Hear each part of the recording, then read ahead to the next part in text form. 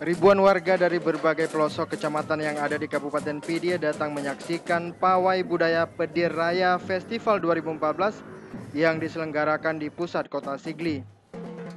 Pawai budaya itu menampilkan ragam budaya dan seni seperti pakaian adat ataupun atraksi seni lainnya. Pembukaan Pawai Budaya Pedir Raya Festival yang bertemakan Piasan Raya Urang Pidie dimulai dari lapangan Kutaasan Kota Sigli dan berakhir di Pendopo Bupati.